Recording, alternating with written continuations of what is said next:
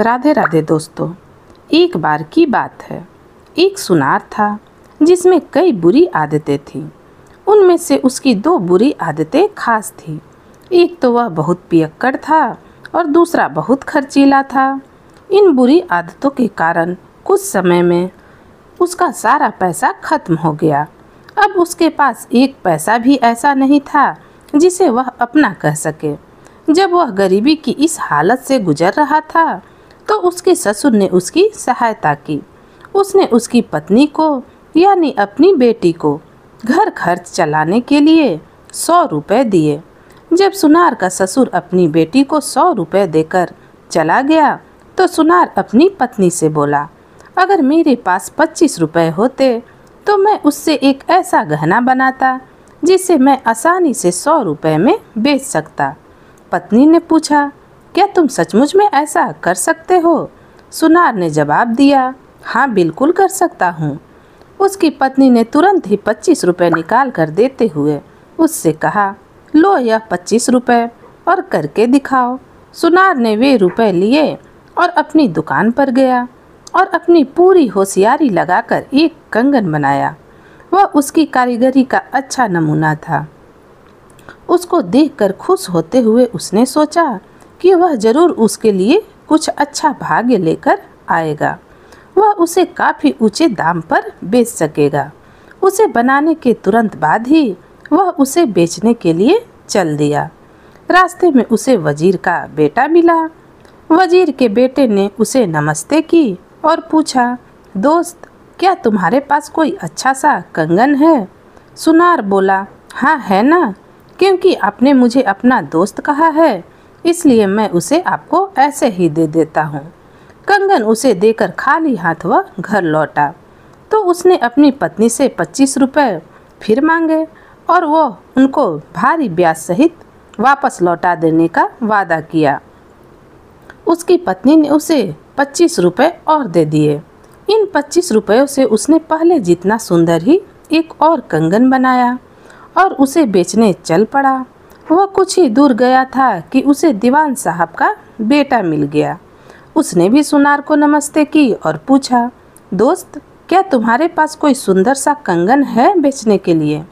सुनार बोला, हाँ साहब है, कहकर उसने वह कंगन उसे दिखा दिया। दीवान के बेटे ने पूछा, इसकी क्या कीमत है? सुनार बोला, कुछ भी नहीं, क्योंकि आपने मेरे साथ इतना अच्छा बर्ताव किया है इसलिए मैं भी आपसे उतने ही अच्छे तरीके से बर्ताव करूंगा। लीजिए यह कंगन, यह आपके लिए ही है। वह फिर घर खाली हाथ लौट आया और अपनी पत्नी को 25 रुपये और देने पर मना लिया। पर उसकी पत्नी को अब अपना पैसा फायदे पर लगाने में कुछ कुछ शक होने लगा था तो उसने इस बार उसे पैसे देने से मना किया और पूछा, यह बताओ तुमने मेरे पैसों का किया क्या? तुमने मुझसे कहा था कि तुम मेरे 25 रुपये के 100 रुपये बना कर दोगे, पर तुम मुझसे 50 रुपये ले चुके हो और तुमने मुझे एक पैसा भी वापस नहीं किया है और तुम मुझसे और पैसे मांग रहे हो। बेवकूफ़ मत बनो, मुझे मालूम है कि मैंने क्या कहा था और मैंने क्या किया है। मैंने तुम्हारा पैसा बिल्कुल भी नहीं खोया है। मुझे थोड़ा समय दो, तुम देखोगी कि इस व्यापार में मैं तुम्हें कितना सारा पैसा कमा कर दूंगा। ऐसा कहते हुए सुनार ने अपनी पत्नी से 25 रुपये और मांगे। पत्नी ने उसकी प्रार्थना पर तरस खाकर उसे 25 रुपये और दे दिए। इन पैसों का भी उसने एक और नया कंगन बनाया जो पहले जैसा ही सुंदर था। कंगन बनाकर और उसे लेकर वह फिर पहले की तरह उसे बेचने के लिए चल पड़ा। इस बार रास्ते में उसको इत्तेफाक से एक चोर मिला। उसने भी उससे कहा, दोस्त क्या तुम्हारे पास कोई कंगन बेचने के लिए है? इस पर सुनार ने वह कंगन उसे दे दिया। उसकी कीमत पूछने पर उसने उसकी भी उससे कोई कीमत नहीं ली और एक बार फिर सुनार खाली हाथ वापस घर आ गया। घर जाकर उसने अपनी पत्नी को वह सब बताया जो कुछ अब तक उसने किया था। कुछ दिन बाद बचे हुए 25 रुपये घर के खर्चे में खर्च हो गए तो एक दिन उसकी पत्नी बोली, अब मेरे पास घर खर्च के लिए एक पैसा भी नहीं है। सुनार ने सोचा, अब मुझे अपने दोस्तों को जांचना चाहिए। उसने सबसे अपने अच्छे कपड़े पहने और वजीर के घर गया, पर उसे वजीर नहीं मिला। फिर वह दीवान के घर गया तो वहाँ उसे दोनों मिल गए। उसे तुरंत ही उनके सामने ले जाया गया। उन्होंने भी अपने दोस्त को अच्छे तरह से पहचाना और उससे अच्छी तरह से बर्ताव किया। नसीब से उसी समय वहाँ राजा की बेटी आ गई। वह भी आकर वहीं बैठ गई और बातें करने लगी। बातों ही बातों में उसने पूछा कि क्या कोई ऐसा है जो उस पर एक मेहरबानी कर सके। वह अपने पिता के बगीचे से एक खास नाशपाती के पेड़ की नाशपाती चाहती थी, पर वह यह नहीं जानती थी कि उस पेड़ से फल कैसे तोड़े जाएं, क्योंकि उस पेड़ के चारों तरफ केसर के बुरादे के 7 गड्ढे थे। जो कोई भी उस पेड़ तक जाता निश्चित रूप से उसके पैर केसर से रंग जाते और इस तरह वह पकड़ा जाता, और यही वह राजकुमारी नहीं चाहती थी। यह सुनकर तीनों ने कहा कि वे बिना पकड़े उस पेड़ के फलों को लाने के लिए अपनी भरसक कोशिश करेंगे। कुछ देर बाद सुनार वहां से चला गया। वह तुरंत चोर के पास पहुंचा। चोर उसे देखकर बहुत खुश हुआ और उससे खाना खाकर जाने की जिद की, पर सुनार बोला, इस समय नहीं, फिर कभी। अभी तो मेरे दिमाग में कुछ दूसरी ही बातें घूम रही है। चोर भी उत्सुकता के साथ बोला, मुझे उम्मीद है कि वह कोई बहुत बड़ी बात नहीं होगी। सुनार बोला, है तो। मुझे राजा के बगीचे में लगे एक नाशपाती के पेड़ से राजकुमारी के लिए नाशपाती तोड़नी है। उस पेड़ के चारों तरफ केसर के बुरादे के 7 गड्ढे हैं। जो कोई भी उस पेड़ तक उस नाशपाती तोड़ने जाएगा उसके पैर केसर से रंग जाएंगे और वह पकड़ा जाएगा। राजकुमारी चाहती है कि बिना पकड़े गए उस पेड़ की नाशपातियाँ तोड़ी जाए। क्या तुम इसमें मेरी कुछ सहायता कर सकते हो? मैं इस चक्कर में अपनी जान नहीं गंवाना चाहता, सो मैं तुम्हारी सहायता से अगर मैं अपनी जान बचा सकूं तो। चोर बोला, तुम चिंता न करो, मैं तुम्हारे लिए उस पेड़ की नाशपाती तोड़ लाऊंगा। और वह उस पेड़ की नाशपाती तोड़ लाया। हालांकि उसने यह कैसे किया यह किसी को नहीं पता। एक दिन बीतने से पहले ही उस पेड़ की नाशपातियाँ सुनार के दुकान में एक टोकरी में रखी थी। तुरंत ही राजकुमारी, वजीर और दीवान के बेटों और सुनार के बीच मुलाकात का समय तय किया गया और उस समय वे नाशपातियाँ उनके सामने लाई गईं। राजकुमारी ने तुरंत ही वे नाशपातियाँ खाने की इच्छा प्रकट की तो दीवान के बेटे ने एक नाशपाती छीली और उसके छोटे छोटे टुकड़े काटे। उसने एक टुकड़े में चाकू की नोक घुसाई और राजकुमारी को खिलाने की कोशिश की। जब वह ऐसा कर रहा था तो अचानक राजकुमारी को छींक आ गई। इससे वह चाकू उनके गले में लग गया और वह मर गई। दीवान का बेटा चिल्ला पड़ा, अरे यह मैंने क्या किया? मैंने तो राजकुमारी को मार डाला। वजीर का बेटा बोला, इसमें तुमने कुछ नहीं किया, यह सब मेरा कसूर है। सुनार बोला, नहीं नहीं, तुम लोगों ने कुछ नहीं किया, यह मेरी गलती है। अगर मैं नाशपाती ना लाता तो उनको राजकुमारी को इस तरह से न खिलाया जाता। खैर, अब हमें इस बात का इंतज़ार नहीं करना चाहिए कि कोई हमें इस हालत में देख ले। हमें तुरंत ही एक मटका लेना चाहिए और राजकुमारी को उसमें रखकर नदी में फेंक देनी चाहिए, नहीं तो उसका शरीर फूल जाएगा। इससे लोगों को पता चल जाएगा और हमें फिर फांसी पर चढ़ा दिया जाएगा। तुरंत ही एक कुम्हार के घर से एक मटका लाया गया और उसमें राजकुमारी के शरीर को रखकर नदी में फेंक दिया गया। शाम को देखा तो राजकुमारी को कहीं अता पता नहीं था। महल में सब इमारतों में उसकी खोज की गई और दूसरी जगह में भी ढूंढा गया जहाँ जहाँ वह अक्सर जाया करती थी, पर उसका कहीं कोई पता नहीं था।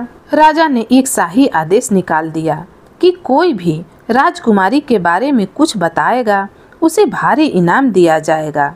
अगले ही दिन एक आदमी राजा के सामने आया और बताया कि पिछली शाम उसने एक आदमी को नदी में मटका फेंकते देखा था। यह सुनते ही राजा ने नदी में राजकुमारी की ढूंढ शुरू करवा दी। नदी में मटका भी मिल गया और सुंदर राजकुमारी की लाश भी। राजा ने फिर आदेश सुनाया कि राज्य भर के सब कुम्हारों को उसके सामने पेश किया जाए। इस मामले की जांच अच्छी तरह से की जाए। राज्य के सारे कुम्हार राजा के सामने इकट्ठे हुए। राजा ने उनसे पूछा कि हाल ही में किसने मटका बेचा था। एक कुम्हार सामने आया कि 2 दिन हुए उसने एक मटका सुनार को बेचा था। इस पर सुनार को बुलवाया गया। राजा ने सुनार से पूछा, तुमने राजकुमारी को क्यों मारा? बोलो। सुनार चुप रहा तो राजा बोला, सुनार की चुप्पी सुनार को मुजरिम बताती है। 2 दिन के अंदर अंदर इसे फांसी पर चढ़ा दिया जाए। तब तक के लिए सुनार को जेल में बंद कर दिया गया, क्योंकि सुनार ने कोई जवाब नहीं दिया था। तो राजा ने उसकी फांसी की सज़ा तो सुना दी, पर उसका मन नहीं माना। उसने उसकी फांसी को 2 दिन के लिए और टाल दिया, ताकि वह राजकुमारी की इस बुरी तरह से की गई हत्या की सही वजह पता कर सके। उसने एक सिपाही का वेश रखा और रात को जेल में सुनार के पास जा पहुंचा। उसने उससे कहा, तुम्हें कल फांसी लगने वाली है, क्या सब कुछ ठीक ठाक है, या तुम्हारा कोई रिश्तेदार या कोई ऐसा दोस्त है जो इस समय तुम्हारी सहायता कर सके? सुनार बोला, पूछने के लिए बहुत बहुत धन्यवाद। मरने से पहले मैं अपने 2-3 दोस्तों से मिलना चाहता हूँ। सिपाही बोला, ठीक है, आओ मैं तुम्हें उनसे मिलवाता हूँ। सुनार उसके साथ चल दिया। सबसे पहले सुनार वजीर के घर गया। वहाँ उसने वजीर के बेटे से कुछ बात की। उसने कहा, मेरे दोस्त, जब मैं फांसी के फंदे की तरफ जा रहा होऊंगा तब तुम मेरे लिए क्या कुछ कर सकते हो? वजीर का बेटा बोला, हाँ हाँ जरूर, तुम खुश रहना। ठीक समय मैं सेनापति को इशारा करूँगा और वो राजा को मार देगा। इसके बाद सुनार दीवान के घर गया और उसके सबसे बड़े बेटे से बहुत देर तक बातें करता रहा। मेरे अच्छे दोस्त, तुम मेरी रिहाई के लिए क्या कर सकते हो? दीवान का बेटा बोला, तुम डरो नहीं, मैं तुम्हारी मेहरबानियों को नहीं भूल सकता। मैं ठीक समय पर आऊँगा और राजा को मार दूँगा। सिपाही ने भी यह सब सुना तो वह डर के मारे काँप गया। इसके बाद सुनार अपने तीसरे दोस्त चोर के पास गया। उससे भी उसने वही सवाल किया जो उसने अपने पहले 2 दोस्तों से किया था। चोर ने उससे नमस्ते का जवाब दिया और उसे कुछ देर बैठने के लिए कहा, क्योंकि उस समय वह कोई बहुत ज़रूरी काम कर रहा था। उसने सुनार की बात सुनी और महसूस किया कि सुनार बहुत कष्ट में है। उसने उसकी सहायता करने का वादा किया, हालांकि इसमें उसकी जान को खतरा था। वह उसी पल वहां से चला गया और राजा के महल की खिड़की से होकर महल की छत पर चढ़ गया। वहां से फिर वह राजा के सोने के कमरे में चला गया और उस आदमी का सिर काट दिया जो उस रात वहां राजा की जगह सो रहा था। यह करके उसने सोचा, अब सुनार को किसी बात का डर नहीं होना चाहिए। यह सोचकर वह उस आदमी का सिर अपने हाथ में लेकर सुनार के पास दौड़ आया। उसने वह सिर सुनार और सिपाही के सामने फेंकते हुए कहा, यह लो, अब तुम्हारी सारी मुसीबतें खत्म हो गई। अब राजा तुम्हें बिल्कुल परेशान नहीं कर सकता। इसके बाद सुनार सिपाही के साथ जेल में लौट आया। अगले दिन वह सब लोगों और सिपाहियों के सामने फांसी के फंदे की तरफ ले जाया गया। जैसे ही वह फांसी के चबूतरे के पास पहुंचा तो दीवान का बेटा अपनी तलवार खींचकर राजा को मारने के लिए आगे बढ़ा।